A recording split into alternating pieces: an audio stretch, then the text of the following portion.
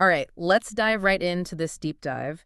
It's all about omega-3s, and I'm really excited to get into this. Me too. They're one of those things that everyone's heard of, but Right. not everyone really understands why they're so important. Yeah, But hopefully we can clear some of that up. absolutely. It's such an important topic. I mean, you hear so much these days about, fats being bad for you, and Right, it's just not always the case. right. It's not that simple. Right. And omega-3s are a perfect example of that. Exactly.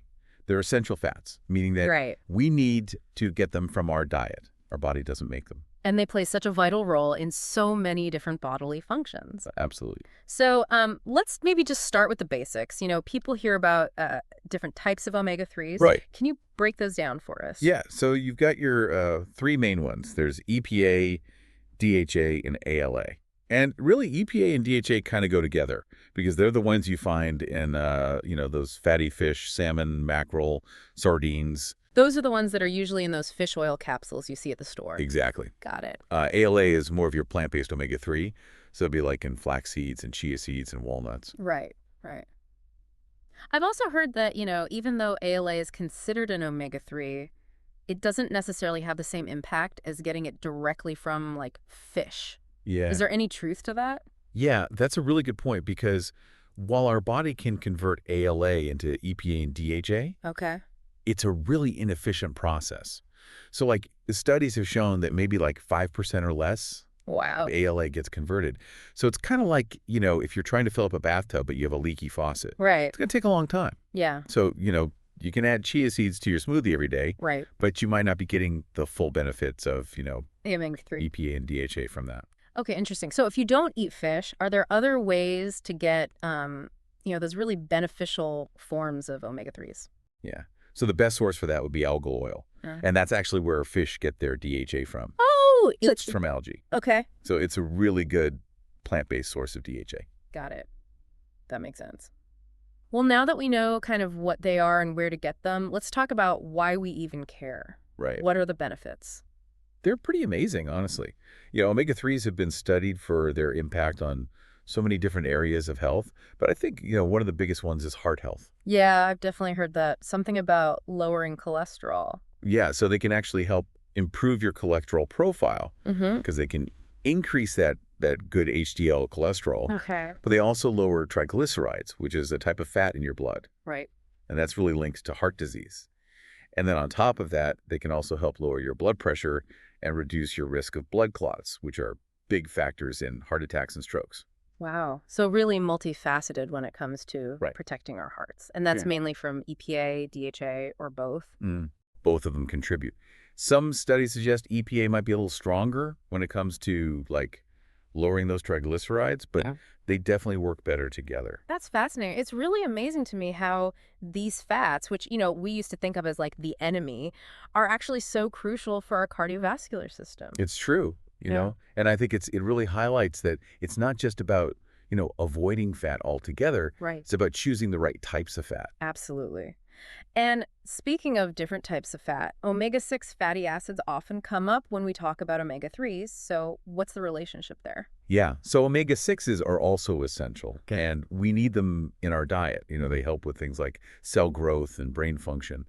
But the problem is that the typical Western diet is just so high in omega-6s because of, all the processed foods. Right. And things like corn oil and soybean oil. Yeah. And it's that imbalance where we're getting way more omega-6s than omega-3s that researchers think can lead to problems. Like inflammation. Exactly. So it's not necessarily about cutting out omega-6s altogether, but more about Yeah. making sure we're getting enough omega-3s to kind of balance things out. Absolutely. Okay, so for someone who's maybe listening and thinking, okay, I need to up my omega-3 game, what are some practical ways to do that? We already talked about those fatty fish, right? Right. Like salmon, mackerel, sardines. Aiming for at least 2 servings a week is a good goal. Mm-hmm. And then, for people who don't eat fish, there's that algal oil we talked about. Right. But even if you do eat fish, adding in some of those plant-based sources can be beneficial. Like the chia seeds and flax seeds. Exactly. You can easily throw those in smoothies, sprinkle them on salads. You can even bake with them. Yeah, those are pretty versatile ingredients. Okay. So besides heart health, what are some other areas where omega-3s can really make a difference? Oh, there's so many. I mean, another fascinating one is brain health. Yeah. And particularly DHA is actually a major structural component of brain tissue. Okay, I've heard about that. Something about it being really important for babies' development. Exactly. So DHA is highly concentrated in the synapses of the brain. Those are, the connections between brain cells. Right. And, during pregnancy, the fetus relies on the mom's supply of DHA for their brain to develop properly. I see. So there's studies that have shown that getting enough DHA during pregnancy can actually lead to better cognitive function and even vision in babies. Okay, so that's why pregnant women are often told to, like, take a DHA supplement. Exactly. Yeah, it's really important for laying the groundwork for healthy brain development. Wow. That's amazing to think about. I mean, just getting enough of this one nutrient can have such a huge impact on Yeah, a child's development. absolutely. And it's not just during those early years. Really? DHA is important throughout our lifespan. There's more and more evidence showing that it plays a big role in maintaining cognitive function as we age. It might even help protect against cognitive decline. So, like, even as adults, we need to be paying attention to our DHA intake. Yes. Yeah. There was a study published in the journal of Neurology that found that older adults with higher levels of DHA in their blood actually performed better on cognitive tests Wow. and had larger brain volumes. So that suggested that it was protective against brain shrinkage. That's amazing. Like, giving your brain an extra layer of defense as you age. Exactly. That's great. Okay. Anything else on brain health? Or are there other benefits we should talk about? Well, omega-3s are also being studied for their potential to improve mental health. Really? I've never heard about that. Yeah. It's a newer area of research, but some studies suggest that it might play a role in managing things like depression and anxiety. That's really interesting. So how do they actually work in the brain to impact mood? It's thought that omega-3s can impact, the fluidity and signaling of brain cell membranes, Okay. and that can then affect the production of neurotransmitters like serotonin and dopamine, which are the ones that are involved in mood regulation. Right, right. So it's kind of like they're helping to keep those communication pathways in the brain working smoothly, which then has a knock-on effect on our mood and well-being. Exactly. And there's still more research to be done in this area, but, the initial findings are pretty exciting. Wow. So we've got heart health, brain health, mental health. Seems like the list just keeps going. It does. I mean, we haven't even talked about inflammation yet. Well, I guess we'll have to save that for our next segment then. All right, so let's pick up where we left off and talk about inflammation. It's one of those things you hear a lot about these days, but Yeah. I'm not sure everyone fully understands what it is or why it's such a big deal. Right. I mean, inflammation is actually a natural process in the body. It's part of how our immune system responds to injury or infection. But it's when that inflammation becomes chronic that it starts to cause problems. Okay, so chronic inflammation is the bad kind. Exactly. It's like having this low-grade fire smoldering inside your body, and over time, it can damage tissues and organs, increasing the risk for a whole range of diseases. We're talking heart disease, cancer, Alzheimer's, autoimmune conditions, the list goes on. Wow. So where do omega-3s come into play here? Well, omega-3s, especially EPA and DHA, have these powerful anti-inflammatory effects. They work by influencing the production of these signaling molecules called eicosanoids, which are involved in regulating the inflammatory response. So it's not just that they're like putting out the fire, but they're actually helping to regulate how our bodies respond to inflammation in the first place. Exactly. It's Yeah. like they're helping to fine-tune the thermostat so things don't get too out of whack. I like that analogy. So practically speaking, what kinds of conditions can benefit from these anti-inflammatory effects? Well, one area where there's been a lot of promising research is with autoimmune conditions like rheumatoid arthritis. There was a study published in the journal Arthritis and Rheumatology that showed that taking omega-3 supplements actually helped reduce joint pain and stiffness in people with rheumatoid arthritis. So it's not just about masking the symptoms, but actually addressing the underlying inflammation that's driving the condition. Right. And the benefits go beyond just joints. There's also research suggesting that omega-3s can be helpful for inflammatory skin conditions like eczema and psoriasis. Oh, that's interesting. Those conditions can be so uncomfortable and hard to manage. Absolutely. And omega-3s can help by reducing the production of those inflammatory compounds in the skin.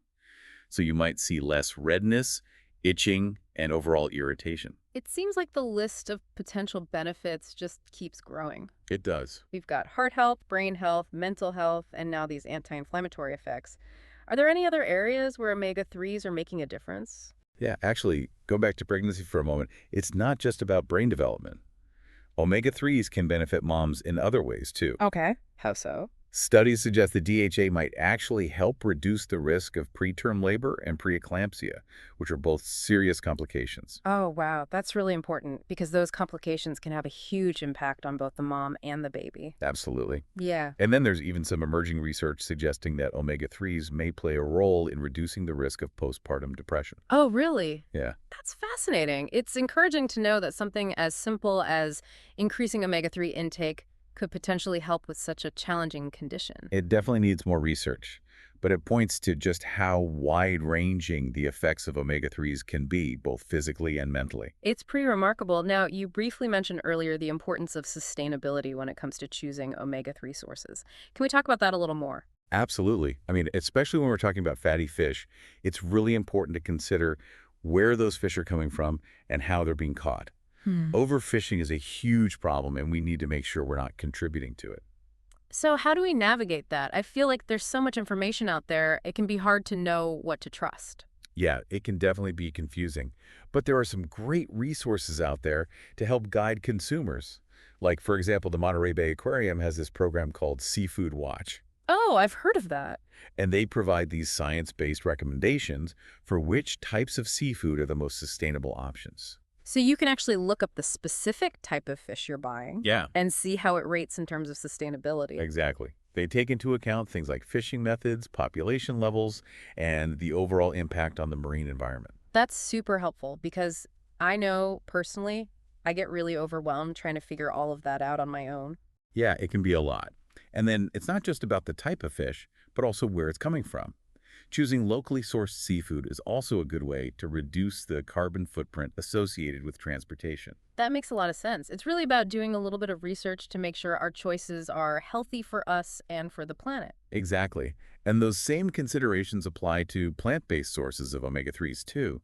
Opting for organic flax seeds, chia seeds, walnuts can help minimize your exposure to pesticides and support more sustainable farming practices. All great points. It really highlights that connection between personal health and the health of the planet. Absolutely. Okay, so we've talked a lot about the benefits of omega-3s, but are there any potential downsides or things people should be aware of? Yeah, that's a good question. I mean, for the most part, omega-3s are considered safe and beneficial, but like with any supplement, it's always a good idea to talk to your doctor before you start taking high doses, especially if you're on other medications. Okay, good reminder. Are there any specific interactions we should be aware of?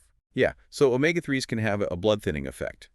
So people who are taking blood thinners already or those with bleeding disorders should be cautious and talk to their doctor. Makes sense. Anything else to watch out for? Some people experience mild digestive side effects when they take fish oil supplements, especially at higher doses, so things like burping or diarrhea. But usually, starting with a lower dose and gradually increasing it can help. So finding that right dosage for you Right. and being mindful of potential interactions. Exactly. And it's also worth mentioning that the quality of omega-3 supplements can vary a lot out there. Oh, yeah, that's true. It's really important to choose a reputable brand that's been third-party tested for purity and potency, because you want to make sure you're actually getting what you're paying for. Yeah, good point. It's easy to just grab whatever's on sale, but it's worth doing a little research. Absolutely. And of course, the best way to get omega-3s is always from whole food sources, if you can. Supplements can be a helpful way to fill in the gaps, but they shouldn't replace a healthy, balanced diet. Yeah, that's a good principle in general, I think, for any nutrient. Food first, and then supplements as a backup. I agree. Okay, so one last question that I'm sure a lot of people are wondering. How much do we actually need? I mean, we've talked about all these benefits, but Yeah. what's the magic number? Well, that's $1 million question. Yeah. And unfortunately, there's no easy answer. It depends on a lot of factors like your age, your gender, your overall health, and what your specific health goals are. So I can't just look up a number on a chart and call it good. I wish it were that simple, but everyone's needs are a little different. However, there are some general guidelines we can follow. For overall health, most adults should aim for around 250 to 500 milligrams of combined EPA and DHA per day. Okay, so that's a good starting point if you're just looking to maintain good health and maybe get some of those brain benefits we talked about. Exactly. But if you have a specific health condition, like heart disease or rheumatoid arthritis, your doctor might recommend a higher dose. So it's always best to talk to your doctor. Right. and get those personalized recommendations. Definitely. And one more thing to keep in mind. Pregnant and nursing women have increased needs for DHA. We talked about why it's so important for babies' brain development, and it's also crucial for breast milk production. Got it. So really, it's about being aware of our individual needs Right. and making sure we're getting enough of this essential nutrient at every stage of life. Exactly.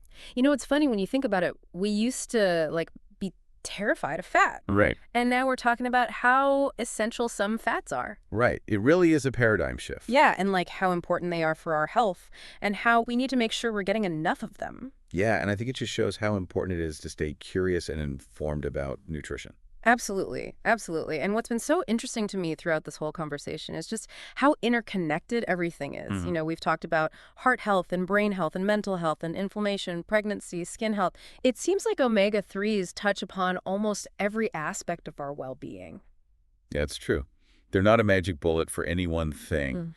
but they really are kind of this foundational piece that supports the optimal functioning of, all these different systems in the body. Right. So many. Yeah. It's like creating a ripple effect of good health, Yeah, starting at the cellular level. exactly. And I also really appreciate that you brought up sustainability Mm-hmm. because it's a good reminder that, our choices have an impact beyond our own personal health. For sure. And we need to think about where our food is coming from, what's the impact on the environment, Right. and choosing sustainable seafood, opting for organic when it comes to those plant-based sources. Right. Those are all steps in the right direction. Yeah, it's about recognizing that, our health is connected to the health of the planet. 100%.